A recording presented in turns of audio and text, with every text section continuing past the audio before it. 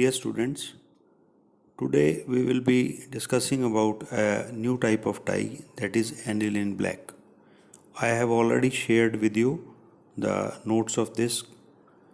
So as it is visible to you in the screen, aniline black dye, it is used specifically for making black color. This is an oxidation color which is used to print on the fabric a jet black color, okay, on the cotton fabric. So now what is the principle of this aniline black color? As the name suggests, जैसे कि हमें नाम से ही पता लग रहा है कि एनिलिन ब्लैक कलर एक ऑर्गेनिक केमिकल जिसका नाम एनिलिन है उससे बनाया जाता है. It happened just by a chance that this color was produced. ये एनिलिन ब्लैक जो कलर है वो एनिलिन नामक एक केमिकल के ऑक्सीडेशन से होता है. This colour is also called as oxidation colour.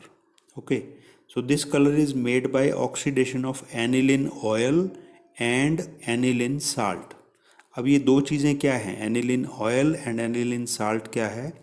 Basically aniline salt जो है वो प्योर एक एनिलिन है जिसमें कि एरोमेटिक अमीन होती है. एक बेंजीन रिंग होता है 6 कॉर्नर्स वाला और उसके नीचे एक NH2 ग्रुप लगा होता है जिसको बोलते हैं हम एनिलिन. ओके, उसको हम एनिलिन ऑयल बोलते हैं. जब उसका रिएक्शन होता है HCl के साथ तो उसका क्या कन्वर्शन होता है, उसका हाइड्रोक्लोराइड बन जाता है. HCl NH2 के साथ जा कर के अटैच हो जाता है. Okay, so that becomes a aromatic hydrochloride. Hydrochloride of the aniline oil is called aniline salt. अब ये दोनों रिवर्सिबल रिएक्शन होता है. एनिलिन ऑयल में जब HCl का रिएक्शन होता है that converts into aniline salt. ठीक है, और एनिलिन साल्ट जब ज़्यादा हो जाता है तो वापस वो कन्वर्ट हो जाता है एनिलिन ऑयल में. ठीक है, तो ये एक रिवर्सिबल रिएक्शन है जिसमें कंटिन्यूस होता है और एयर ऑक्सीडेशन से इसमें जो है कलर धीरे धीरे बनना शुरू हो जाता है. तो क्या लिखा हुआ है नोट्स में? This colour is made by oxidation of aniline oil and aniline salt which gets converted to different stages of the colour.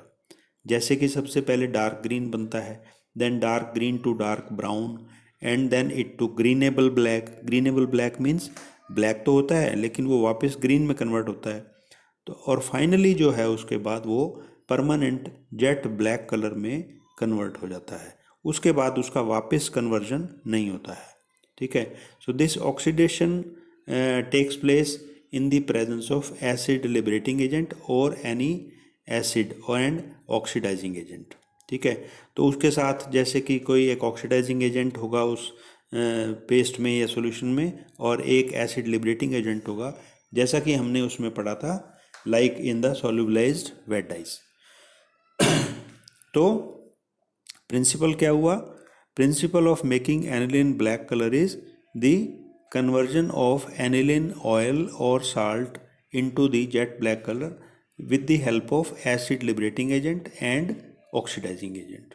ठीक है, तो ये डिफरेंट स्टेजेस आगे बताई हैं. Aniline salt plus aniline oil, उसका ऑक्सीडेशन होता है. एसिडिक ऑक्सीडेशन मीन्स एक एसिड प्रेजेंट होगा एसिड लिबरेटिंग एजेंट से और एक ऑक्सीडाइजिंग एजेंट प्रेजेंट होगा जिससे कि वो लाइट ग्रीन शेड में कन्वर्ट होगा और वहाँ से डार्क ग्रीन में, then it will convert to dark brown and then to greenish black and then finally to the jet black.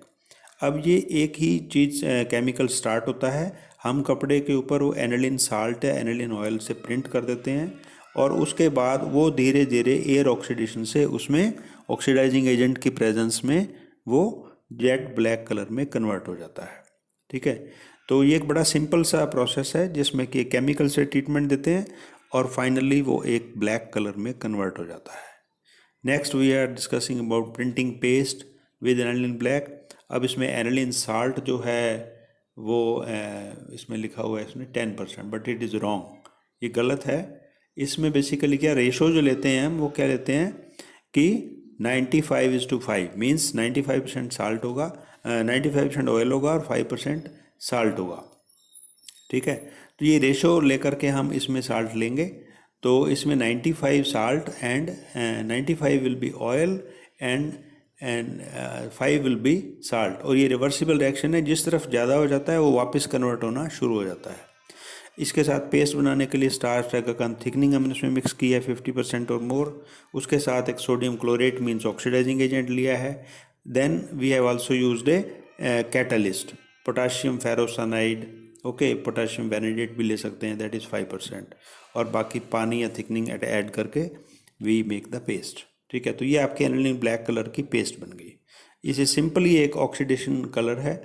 और प्रोसेस क्या है, cotton material is printed with above paste, then dry कर देते हैं। After the material is hanged in a room where development of the colour takes place about 15 to 18 hours, overnight छोड़ देते हैं। Temperature of the room is 35 to 40 degree. ठीक है, the material में be steamed after drying in a rapid ager for 2 to 3 minutes.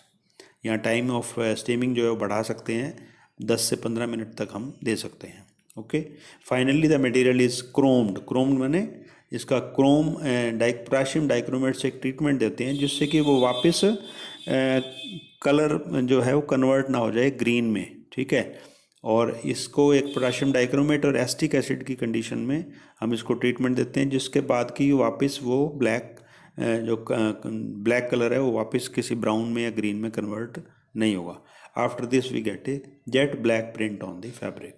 ठीक है, तो chroming process is treatment of the printed fabric, dried fabric, steamed fabric with potassium dichromate and acetic acid.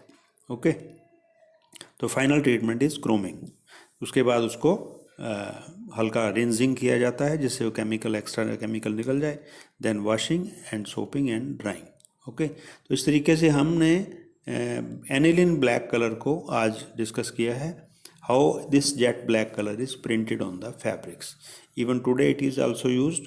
Okay, so you to listen to this lecture and go through the notes, and next I will be telling you about some illuminating colors. Okay, in the my next lecture, audio lecture, I will tell you about the illuminating colors. ये illuminating colors जो हैं वो थोड़ा मैं बताऊंगा detail में आपको। Okay, till then